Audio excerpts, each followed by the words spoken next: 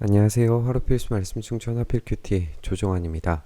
오늘 함께 나눌 하나님 말씀은 민수기 21장 21절에서 35절까지 말씀입니다. 거기에서 이스라엘은 아모리 왕 시혼에게 사신들을 보내어서 요청합니다. 우리가 임금님의 땅을 지나가도록 허락해 주십시오. 밭이나 포도원에는 들어가지 않겠습니다. 샘물도 마시지 않겠습니다. 임금님의 영토 경계를 다 지나갈 때까지는 우리는 왕의 길만 따라가겠습니다. 라고 이렇게 요청합니다. 우리가 함께 이전 본문들을 생각을 해보시면 에돔 왕에게 똑같은 제안을 했던 것을 우리가 기억할 수 있어요. 그들은 지금 왕의 길만 따라가겠다라고 이야기합니다. 우리가 함께 살펴봤던 것처럼 이 요단 동쪽 길에 이 에시온 게벨에서부터 위쪽 다마스쿠스까지 올라가는 이 길을 왕의 길이라고 불렀고 왕들이 이곳을 무역로 또는 이제 전쟁의 길로 사용을 했었어요. 그러니까 정치적으로 경제적으로 매우 중요한 도로였던 것은 맞습니다. 그래서 이 왕의 길을 지나가겠다라고 요청하는 것은 이스라엘 백성들에게는 좋은 길을 따라서 올라가고 또 이스라엘을 정복하기 위한 그 길을 선택하는 아주 중요한 일이었어요. 그런데 시온은 이스라엘이 자기 영토를 지나가는 것을 허락하지 않습니다.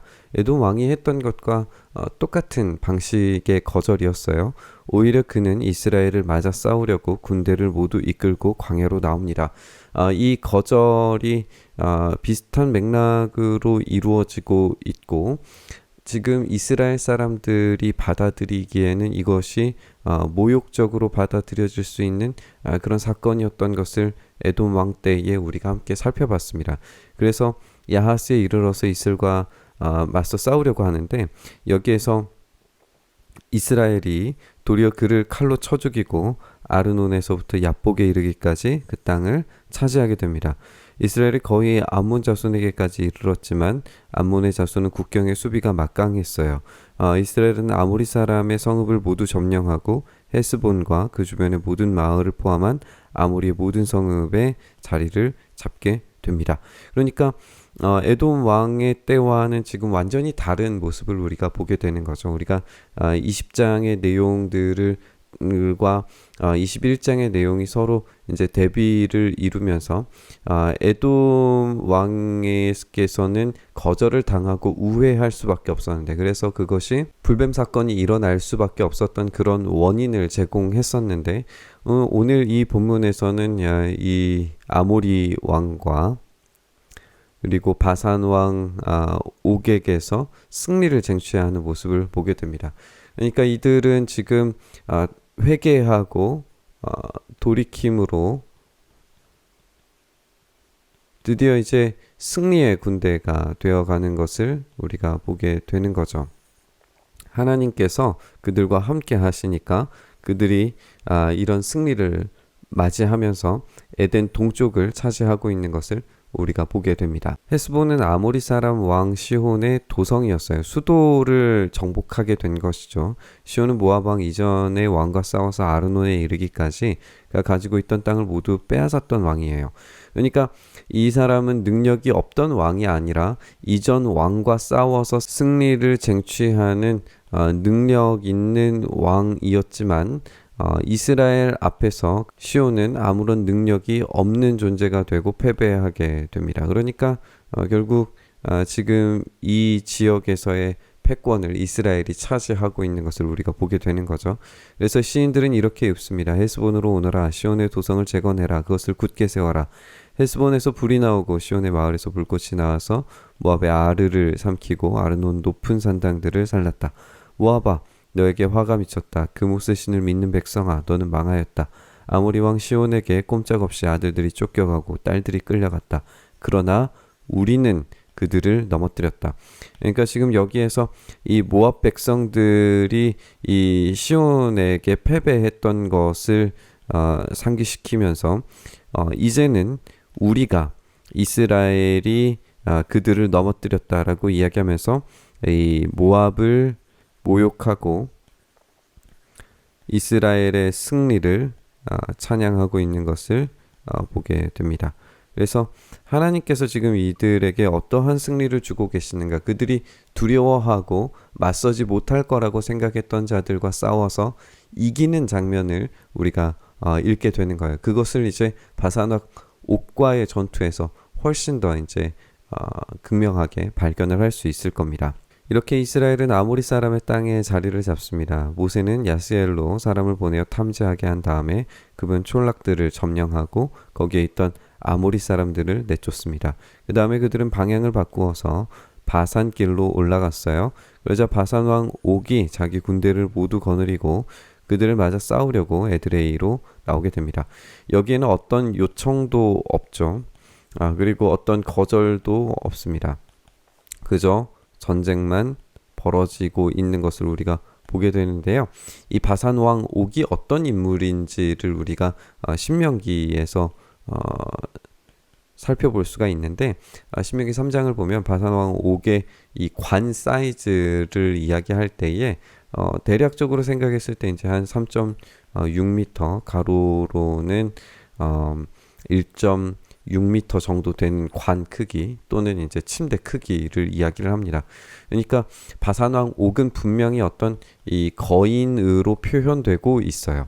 그러니까 생각을 해보면 지금 바산길로 올라가서 그곳을 점령하고 지금 이 시온 왕을 죽이는 이런 장면들이 그냥 단지 승리를 보여주려고 하는 것이 아니라 이들이 두려워했던 가나안의 자기들을 메뚜기로 볼 것이다라고 생각했던 그 거인 족속들이 있는 지방이었고 그들이 지금 승리를 쟁취하여서 모압을 정복하고 지금 이 바산의 지역을 차지하고 있는 이들이었는데 이들을 지금 점령하고 있다는 거예요. 그러니까 이들을 향한 승리가 곧 이스라엘이 약속의 땅으로 들어가서의 승리를 얻을 수 있다라고 하는 예고편이 되는 거죠. 그때 주님께서 모세에게 말씀하십니다. 그를 두려워하지 말아라. 내가 그와 그의 온 군대와 그의 땅을 너희 손에 넘겼으니 전에 헤스본에 사는 아모리 왕 시온을 무찌른 것처럼 그를 무찔러라.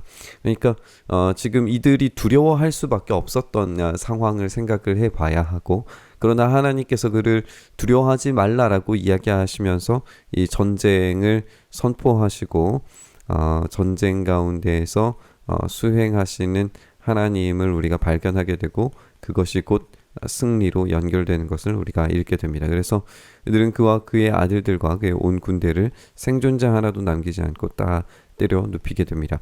그리고 그들은 그 땅을 차지하게 됩니다. 이렇게 이 승리하는 이스라엘의 이야기를 우리가 보게 됩니다.